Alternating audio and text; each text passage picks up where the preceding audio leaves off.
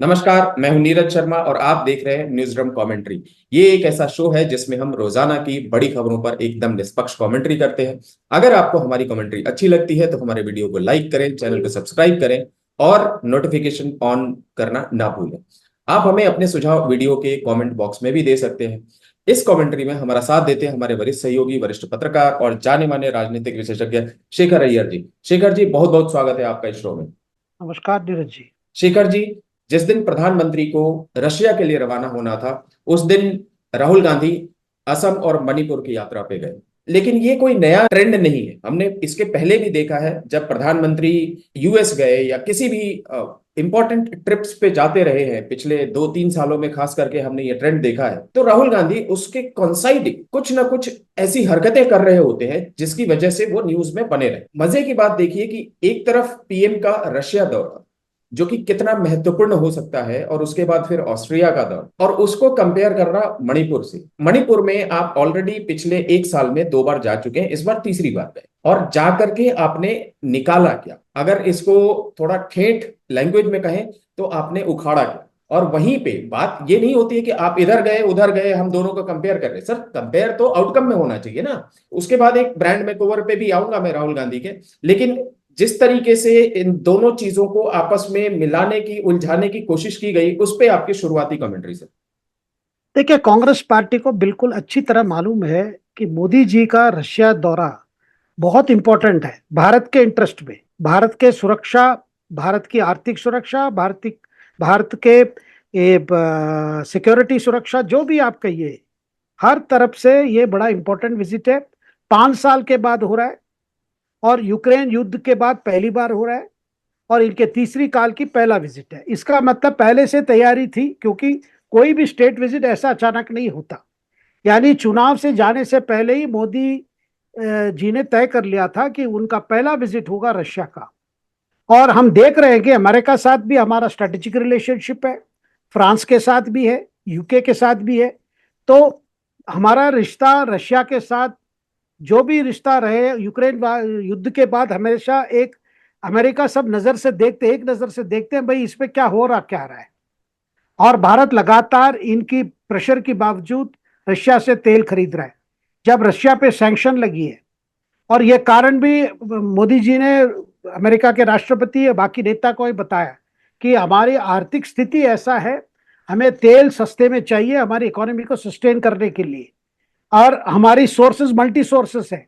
Russia से अवश्य हम ज्यादा तेल ले रहे हैं क्योंकि प्राइसेस बड़ी कॉम्पिटिटिव दे रहे हैं। इसके साथ हम अमेरिका का अलास्का ऑयल भी ले रहे हैं, सऊदी अरेबिया से ले रहे हैं, ईरान से ले रहे हैं, कतार से ले रहे हैं, यूएई से ले रहे हैं। तो हम हमेशा हमारी मल्टी सोर्सिंग कर रखा है, क्योंकि हमारी आर्थिक स्थिति को प्रोटेक्ट करने के लिए। ऐसे समय में मोदी जी वहां जाना अपने आप एक महत्वपूर्ण मैसेज है। ऐसे समय में अब मोदी जी की इंपॉर्टेंट विजिट पे जाना कांग्रेस की खुजली होती है। जैसे आपने जिक्र किया कि जब ये कहीं जाते हैं ये भी चले जाते हैं। कभी हार्वर्ड से बात करो या ऑक्सफोर्ड से बात करो, कुछ लोगों से बात करो, ये दिखाओ भाई ये इनका साथ साथ है, ये पैरेलल है। देखिए, भारतीय प्रधानमंत्री की एक विजिट और राहुल गांधी इंडिविजुअली जाए हैं, एक नेता विपक्ष के तौर पे जाए, वो अलग है। कंपैरिजन की जरूरत नहीं है। लेकिन कांग्रेस किस तरह के ट्वीट करके हमें हमारी दृष्टि आकर्षण करता है, भाई देखो वो वहां गए, ये मणिपुर गए। मणिपुर तो मोदी जी गए नहीं। मोदी जी मणिपुर जाना ना जाना और उनका रशिया दौरा कोई संबंध नहीं है। मतलब एप्पल ऑरेंज की कंपैरिजन है, कोई कंपैरिजन नहीं है। लेकिन कांग्रेस वो रब करना चाहती है, आप विदेश घूम रहे हो, लेकिन वो कभी विदेश छुट्टी पे नहीं घूमे, एक ब्रेक नहीं लिए पिछले 10 साल में। देखिए, बार बार कांग्रेस को ये जो आप ब्रांड बिल्डिंग की बात कर रहे हैं, उस ब्रांड बिल्डिंग में कहीं कहीं ना कहीं राहुल जी को सामने लाना है, दिखाना है, वो इससे बेटर है। हम पहले ही डिस्कस कर चुके हैं, कैमरा टीम लगा हुआ है, इनके हर विजिट को कवर करना। उसे आने से पहले एक बात बताना चाहता हूँ नीरज जी, इस रशिया विजिट पे आप देख लीजिए, सारा विश्व देख रहा था मोदी जी क्या कहेंगे पुतिन को, यूक्रेन पे क्या स्टैंड लेंगे। लेकिन हमने क्या देखा, पुतिन ने बड़ी रेड कारपेट रोल आउट की, उनके अपने दाचा ले गए मॉस्को के सबर्ब में। दाचा होते बड़े, रशिया के बड़े रिच लोग अपने सबर्ब में बड़े, एक पूरा एस्टेट को ये करके वहां अपने विला टाइप स्टाइल में ये करते। पुतिन का भी एक दाचा है जो रशियन भाषा में दाचा बोलते हैं। तो वहां को ले गए अपने, आपने देखा होगा वो दृश्य, कार्ट में भी ले जा रहे हैं। और लंबी रात बात हुई है, डिनर पे बात हुई। उसके अगले दिन प्रेस को मिले और समिट लेवल टॉक से मिले। मोदी जी अपना इंप्रेशंस पुतिन के सामने मीडिया को रखा, उसमें सीधा सीधा, कोई डिप्लोमेटिक लैंग्वेज नहीं, सीधा बोले भाई भारत मानता है कि शांति के अलावा कोई रास्ता ही नहीं है कोई भी प्रॉब्लम सॉल्व करने के लिए, नंबर वन। नंबर टू, जब बच्चे मारे जाते हैं हमारे हृदय को छलनी होती है, अवर हार्ट ब्लीड्स, ये सीधा कह दिया। मतलब पुतिन बैठे देख रहे हैं, पुतिन को कह रहा है, क्योंकि उससे पहले दिन ही एक मिसाइल अटैक हुआ है यूक्रेन में, जहां एक बच्चों के हॉस्पिटल पे ये हुआ, गिरा, कई बच्चे मारे गए और कई बच्चे हॉस्पिटल में आज भी इलाज पे है, बड़ी सीरियस कंडीशन में है। तो सीधा सीधा मोदी जी, देखे ये कभी नहीं हुआ है कि एक स्टेट विजिट में जाके उस कंट्री की आप पूरा आलोचना कर रहे हो अपने तरीके से, आप कह रहे हो भाई ये काम नहीं चलेगा, ऐसा कभी नहीं होगा। और मोदी जी ये भी बोले कि हम दोनों ने यूक्रेन इश्यू पे कई बातें की, कई सुझाव भी बात की किस तरह युद्ध को रोकने के लिए। और यहां पे जेलेंस्की जो है यूक्रेन के राष्ट्रपति, जो मैं मानता हूं अरविंद केजरीवाल टाइप पॉलिटिक्स करते हैं वहां, उन्होंने कह दिया भाई ये क्या है, फोटो देखे कि भाई इनकी रेड कारपेट वेलकम हो रही है, गले मिला रहे हैं, तो कहा कि ये क्या, Modi ji India largest democracy के प्राइम मिनिस्टर जाके पुतिन से गले मिला रहे हैं, वो तो क्रिमिनल है, वॉर क्रिमिनल है। अब देखिए यूक्रेन युद्ध में लगा हुआ है पिछले 2 साल से, और क्यों लगा कि यूक्रेन की नेटो मेंबरशिप को लेकर लगा। और आज वॉशिंगटन में नेटो मेंबर मीटिंग भी हुई जिसमें बाइडेन एड्रेस किए, सब लोग देख रहे थे बाइडेन को कि किस हालत में है ये राष्ट्रपति वहां के चुनाव लड़ने के लिए। आज जो भाषण देंगे नेटो समिट में, वो कैसे भाषण देंगे, छोटा सा भाषण बोले लेकिन ठीक तरह से डिलीवर कर पाए, उनकी जो हेल्थ की, स्वास्थ्य की, वो वाला ज्यादा दिखाई नहीं दिया। लेकिन फॉर्मूला क्या था, यूक्रेन को और युद्ध की सारा ये दे दो, और आर्म्स दे दो, एम्यूनिशन दे दो, एयर डिफेंस सिस्टम दे दो। भाई यूक्रेन को लड़ाने में ही लगे हुआ है पूरा पश्चिम देश, सारे पश्चिम देश है, और अमेरिका भी उसमें आगे भाई अपना तो। और एक एक सिस्टम जो है बहुत कीमती सिस्टम है, यूक्रेन किस तरह वो पे करेगा मुझे पता नहीं। लेकिन मोदी जी का वहां पे कहना भाई ऐसा नहीं होगा, और इसको व्हाइट हाउस के स्पोक्स पर्सन भी कमेंट किए, उनसे पूछा गया तो क्या बोले, भाई हमारी स्टैंड वही है, जिसने युद्ध छेड़ा है उसी को बंद करना है। यानी अमेरिका मानता है कि पुतिन ने ही छेड़ा तो पुतिन को ही बंद करना है। लेकिन हम मानते हैं भारत का अगर इतना इन्फ्लुएंस है रशिया पे, तो हम उम्मीद करते हैं ऐसी बातचीत के दौरान मोदी जी पुतिन को कहे होंगे कि आप किसी तरह युद्ध को समाप्त कीजिए।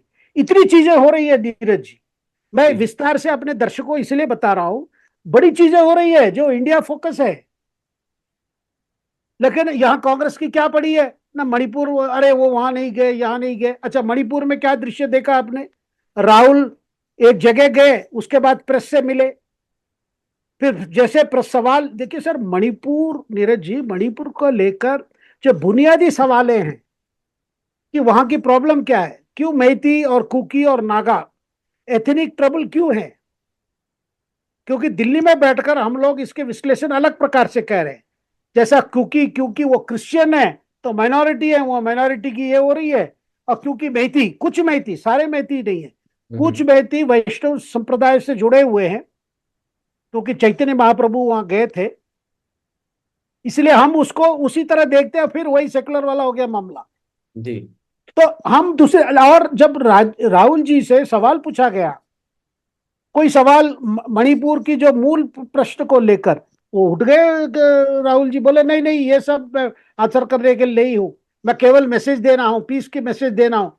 क्या पीस की मैसेज देने आए हो, फिर उठ के चले गए, फिर लगा कि अपने स्क्रिप्ट में एक बात रहेगी, फिर आके बैठे बोले Manipur is a beautiful place. हो सकता है आप अपने दर्शकों को ये वीडियो चला दीजिए। Give a clear message. I'm not interested in answering questions that are designed to divert the issue. नहीं सर, नहीं बोलेगा, नहीं sir, what is your idea? Please listen to me. I have made my statement. Thank you very much. Sir, what is your idea of Manipur sir? इतना बता दीजिए। Manipur is one of the most beautiful states of the Indian Union. Thank you. Thank you sir. तो sir finally हम ये कह सकते हैं कि आउटकम के मामले में, जिस तरीके से मैंने शुरुआत में ही कहा था कि आउटकम के मामले में राहुल का दौरा पीएम के दौरे के सामने कुछ भी नहीं है। लेकिन अब हम आते हैं एक्चुअल आउटकम आप क्या देख रहे हैं? बिल्कुल सही कह रहे हैं नीरज जी। देखिए, और दूसरी बात, जो बात मैंने कहने को भूल गया, ये जो हमारे भारतीय लोग वहां फंसे हैं, जो जी ये कबूतरबाजी हो रहा था, लोगों को नौकरी देने के चक्कर में बाहर ले जाते हैं, ऐसे कुछ लोगों को रशिया ले गए, भाई हम आपको नौकरी में दिलवा देंगे वहां। लेकिन वहां कौन सी नौकरी दिलवा दे, रशियन आर्मी के साथ लगा दिए। ऐसे 40 लोग वहां फंसे, 40 से 50 लोग फंसे, जी जो युद्ध में उनको काम दे दिया गया, वो भारत वापस आना चाहते हैं। ऐसे ही वो युद्ध में 4 भारतीय लोग मतलब जान दे गवा चुके हैं, और 10 लोग वापस आ गए, किसी तरह आ गए, बाकी 40 फंसे। इनकी बातों को लेकर भी मोदी जी ने पुतिन से ये मामला उठाया, और पुतिन ने अश्योर किया है कि इन लोगों को वापस भेज देंगे हम, क्योंकि जी ये इनको देवर, उनको पता नहीं था कहाँ आ रहे, क्या कर रहे हैं। या अगर कुछ लोग यही रहना चाहते हैं, उनको हम रशियन सिटीजनशिप दे देंगे, अगर हमारे वॉर एफर्ट में ज्वाइन करना चाहते हैं। जी लेकिन एक बात स्पष्ट जो किया है, देखिए पुतिन को भी मैसेज गया है, भाई ये युद्ध से कितने दिन लड़ोगे आप। अब देखिए, अमेरिका को क्या, अमेरिका ने क्या किया, भाई इसको रशिया का आइसोलेट कर दो, सैंक्शन लगा दो। इसलिए पुतिन अभी नॉर्थ कोरिया होके आए। उसके बाद उससे पहले चाइना के प्रेसिडेंट शी जिनपिंग वहां गए, रश मॉस्को गए थे। अब भारतीय प्रधानमंत्री जाने के बाद उनको और भी, उनको रिसीव करने के लिए नंबर 2 इन कमांड पुतिन के बाद जब वो आए थे, जब शी जिनपिंग को नंबर 3 वाला आए थे एयरपोर्ट में रिसीव करने। बिल्कुल। तो आप देख रहे हैं कि इसका इंपॉर्टेंस क्या है। और इसके अलावा धीरज जी, जो कांग्रेस पार्टी को भी समझना चाहिए, हम पुतिन को इसलिए एंगेज करते हैं कि पुतिन का इन्फ्लुएंस है चाइना पे। क्योंकि जो हमारी जो प्रॉब्लम्स है, बॉर्डर प्रॉब्लम जो है, कहीं ना कहीं हम पुतिन के माध्यम से भी चाइना को भी समझाने की कोशिश हो रही है। भाई ये जो आपने छेड़ रखा है गलवान वैली वगैरह जाकी जगह में, ईस्टर्न लद्दाख में, इससे क्या, अब चाइना को क्या होगा। चाइना का तो मैसेज क्लियर है, भाई इस तरह करते रहोगे तो हमारी ट्रेड बाधा होगा। चाइना, जितने चाइनीज कंपनीज में हमारी भारत सरकार तो एकदम टाइट करती जा रही है। और उस पर भी ये लोग बोलते हैं कांग्रेस, भाई आपने चाइना का एक्सपोर्ट रोकना नहीं, ये नहीं रोका, वो नहीं रोका।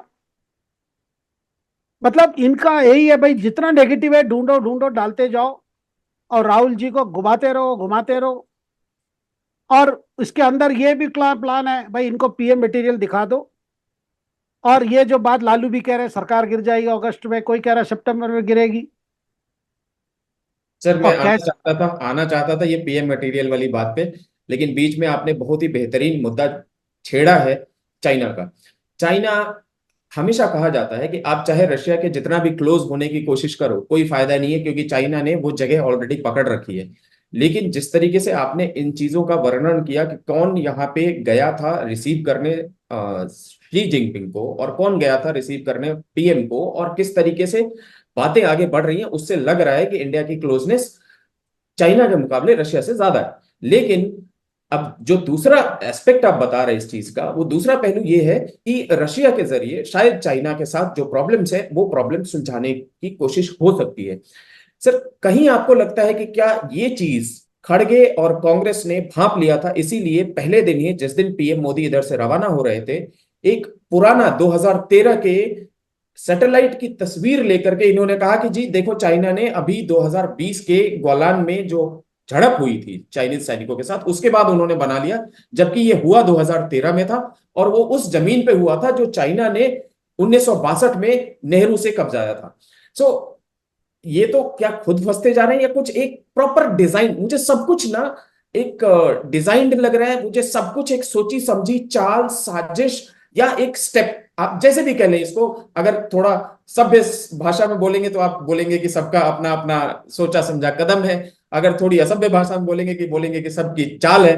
तो यही चीज है, मैं आपसे पूछना चाहता था सर। बिल्कुल, आप कदम कहिए चाल कहिए, लेकिन मामला वही है। क्योंकि कांग्रेस एक जल्दबाजी में है, ये मैं समझ नहीं पा रहा हूँ। कांग्रेस एक जल्दबाजी में है, राहुल उससे भी ज्यादा जल्दबाजी में है। और उनको लग रहा है भाई जल्दी करना है, नहीं तो हम कहीं फंस जाएंगे टाइप, या केसेस का। क्योंकि अब देखे, प्रधानमंत्री ने लोकसभा में भी कह दिया, राष्ट्रपति के अभिभाषण पे जो डिबेट हुआ उसके उत्तर में तो उन्होंने कह दिया, भाई करप्शन पे तो कॉम्प्रोमाइज नहीं होगी। जी नाम एजेंसीज को इन्फ्लुएंस कर रहे हैं, लेकिन जो करप्शन केसेस है उस पर कार्रवाई होनी चाहिए, लॉजिकल एंड तक जाना चाहिए। इनको लग रहा है, लालू इंक्लूडेड, भाई ये तो किसी ने तो अपने बेटे कन्विक्ट हो जाएगा, तो कन्विक्ट होने से पता नहीं चुनाव भी ना लड़ पाए ना लड़ पाए। बिल्कुल बिल्कुल बिल्कुल। तो ये देखिए एक प्रकार से अंदर डर है। दूसरा उनका ये है कि भाई जैसे दिन घटते जा रहे हैं और सरकार जो कम संख्या में आई थी, बीजेपी की संख्या कम हो गई थी, लेकिन सरकार वैसी चल रही जैसी चलना था। मोदी 3.0 वैसी चल रही जैसी चलना था। और रशिया दौरा भी वही इंडिकेट कर रहा है, भाई कोई चीज फॉरेन पॉलिसी हो, अब बजट आएगी तो बड़ी बजट होगी, ऑलरेडी हमें इंडिकेट किए कर चुके हैं, प्रधानमंत्री स्वयं कहे, और राष्ट्रपति के अभिभाषण में भी वो इंडिकेशन था, बड़ी बजट होगी, बिग बैंग कई चीजें इसमें होगी।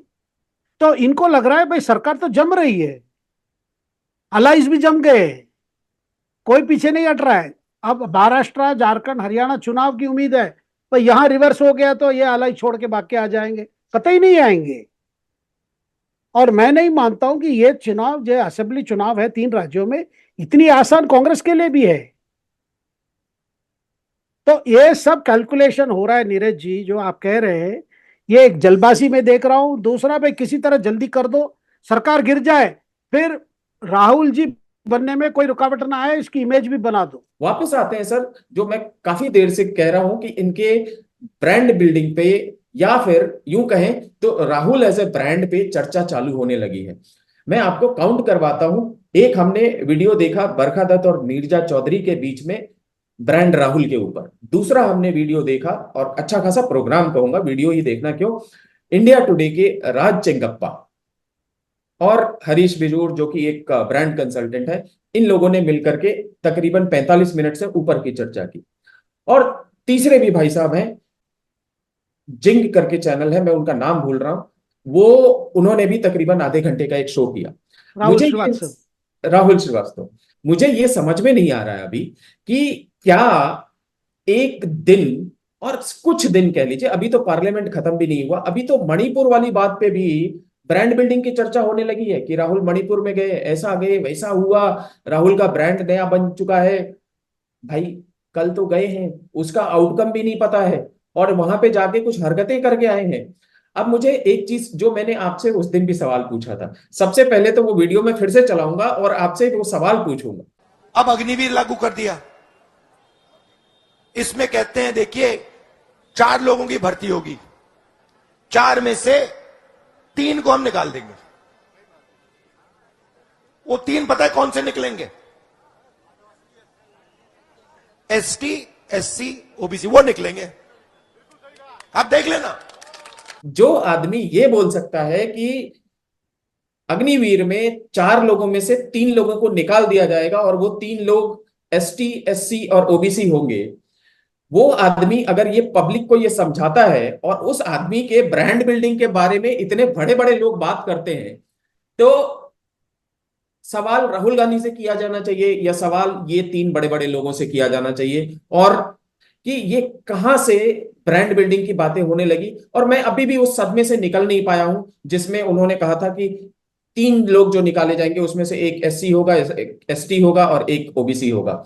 वो सदमे से आप मुझे निकालने की कोशिश की। जो बताइए कि दुनिया क्या सोच रही है, दुनिया वैसे क्यों जा रही है, या दुनिया क्या इग्नोर कर रही है, या हो सकता है मैं ही गलत हूं।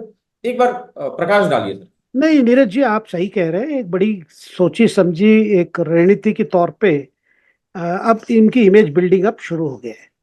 नहीं तो ये कैमरा टीम जाना, इनका तुरंत तुरंत जहां जहां वीक स्पॉट लग रहा है तो तुरंत चले जाओ, ताकि एक 6 महीने में आप एक एक वीडियो कहानी बन जाएगी आपकी कि आपने 6 महीने में किस तरह विपक्ष की जो बड़ी जिम्मेदारी, नेता विपक्ष, नेता प्रतिपक्ष, जो ये लेने के बाद, कमांड संभालने के बाद किस तरह कर रहे हैं, उसकी कोशिश जरूर हो रही है।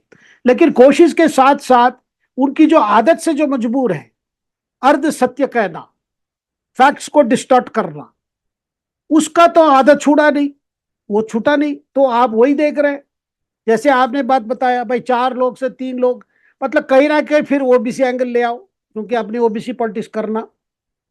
लेकिन जितने रणनीति तैयारी हो रही है, लेकिन स्वयं राहुल जी का जो रणनीति है, शॉर्टकट मारना, ये अपने आप को उनको ज्यादा दूर ले नहीं जा सकता है।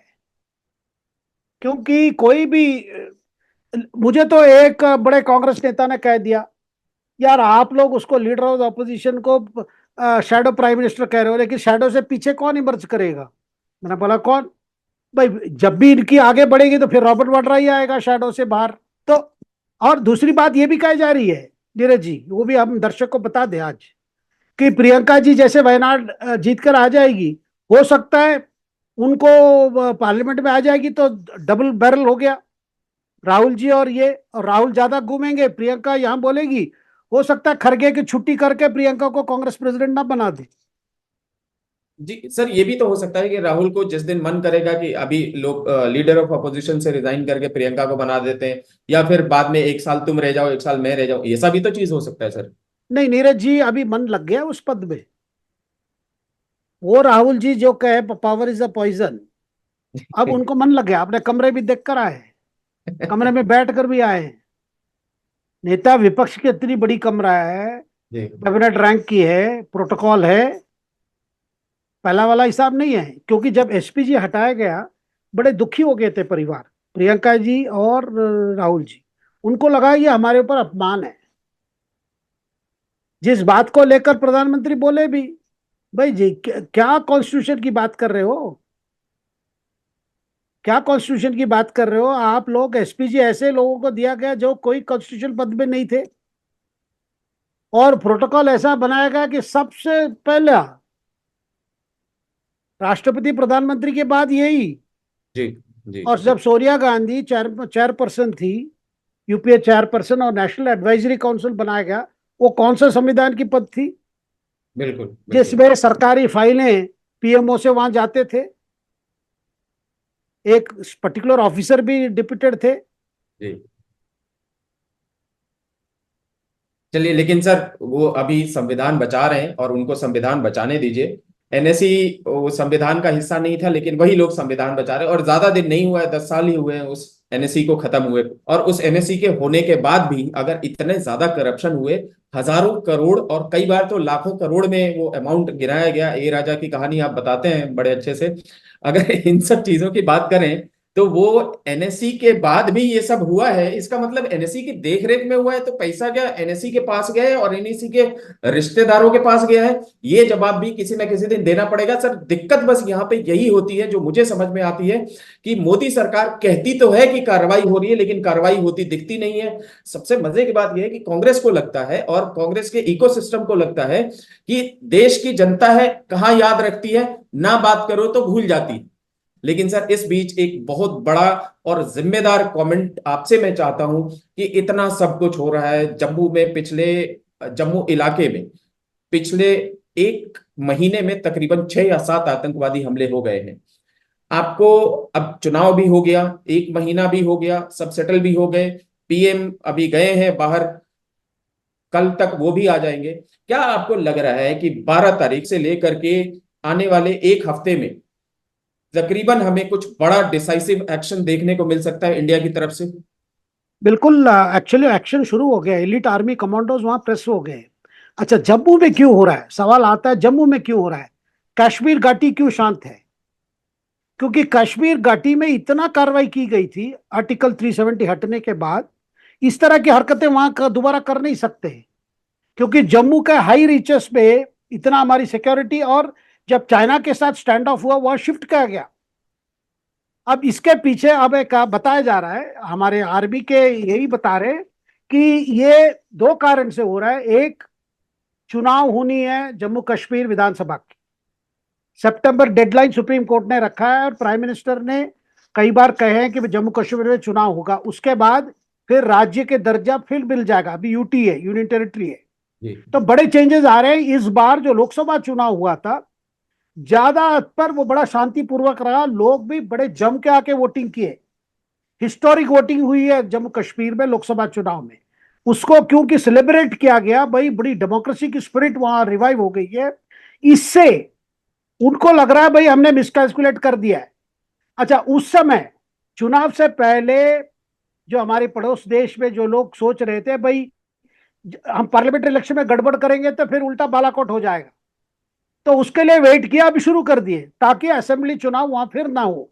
अगर असेंबली चुनाव हो जाएगा, सरकार बन जाएगी, चीजें नॉर्मल हो जाएगी, फिर तो आर्टिकल 370 का चैप्टर क्लोज।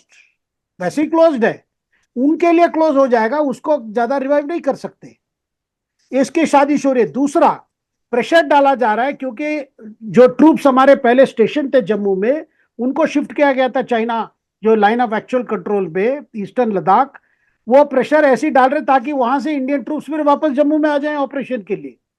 ये सारे कनेक्ट करके आप देखेंगे तो अभी जो लेटेस्ट मुझे जो खबर मिली है, army elite army commandos operation में जुड़ गए और उनको पूरा प्राइम मिनिस्टर की तरफ से भी इंस्ट्रक्शन यही है, डिफेंस मिनिस्ट्री को भी कहा गया है कि कुछ भी हो इसको खत्म कीजिए।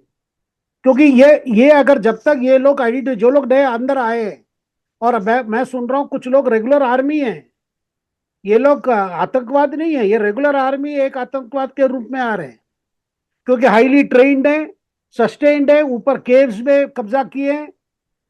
तो सर्च ऑपरेशन करके उनको खत्म करने के लिए सारे प्रकार ड्रोन यूज हो रहे हैं, हेलीकॉप्टर्स यूज हो रहे हैं, बड़ी कार्रवाई ऑपरेशन शुरू हुआ है। जी सर, सरकार को क्या कार्रवाई करनी है इस पर तो हम बिल्कुल चर्चा नहीं कर सकते और स्पेकुलेशन भी नहीं कर सकते और सवाल भी नहीं कर सकते कि बालाकोट जैसी स्ट्राइक क्यों नहीं कर रहे हो दोबारा से।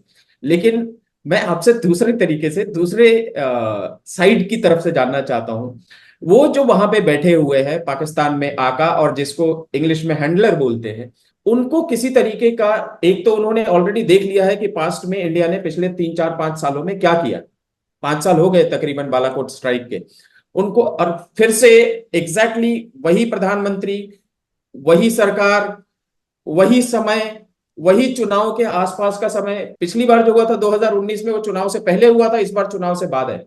इनको कुछ ऐसा लग नहीं रहा कि यार फिर कहीं खोपड़ी घूमी इस आदमी की, तो ये पिछली बार 300 मार के क्लेम किया था, इस बार शायद 3000 क्लेम करे, या क्या होगा इस? देखिए, पाकिस्तान के हालत अंदर हालत तो आप जानते हैं। अब पूरा नाम के लिए वो नवाज शरीफ की भाई बैठे हैं प्रधानमंत्री, लेकिन आज भी आप देखें आईएसआई बहुत कंट्रोल ले लिया है। सरकार नाम के लिए सिविलियन गवर्नमेंट है, चला रहा है मिलिट्री। आर्थिक स्थिति बड़ी खराब है, भीख मांगने जैसी हालत है, आईएमएफ से पैसे ले रहे हैं, वर्ल्ड बैंक से पैसे ले रहे हैं। ऐसे समय में उनको लग रहा है उनकी जो एजेंडा, यहाँ का जो एजेंडा है, हो सकता है चाइना से भी इनका उसमें कोई अंडरस्टैंडिंग हो कि भाई दूसरा फ्रंट खोल के देखो। लेकिन देखिए, हमारी अभी भी एक नया टैंक भी हमने डेवलप किया है, एक नया टैंक जोरा जैसे लाइट टैंक हमने डेवलप किया केवल हाई एल्टीट्यूड चाइना को ये करने के लिए, क्योंकि हाई एल्टीट्यूड में हमने T-72 टैंक्स डिप्लॉय किए। तो बहुत हमारी तरफ से देखिए कोई कसरत नहीं है, लेकिन अगर बालाकोट ही आंसर है, बालाकोट से ज्यादा भी होगा। देखिए इसमें सर मेरा आश्चर्य का पॉइंट ये है कि जब एक आदमी ने करके दिखा दिया है, उसके बाद तुम फिर इस तरीके की गुस्ताखियां करते हो, तो तुम्हारे अंदर से एग्जिस्टेंस का डर, इसका मतलब खत्म हो चुका है। नहीं, देखिए वहां जो सोचने वाले कौन, सरकार के नाम के क्या है, वो तो मिलिट्री है, मिलिट्री से भी एक सेक्शन है। जी देखिए वहां की पाकिस्तान के आप लोगों की उनकी हालत देख लीजिए, आर्थिक स्थिति खराब है, इन्फ्लेशन बढ़ रहा है, और वहां के चर्चा देख लीजिए सोशल मीडिया में, ये केवल इंडिया की बात हो रही है, मोदी जी की बात हो रही है।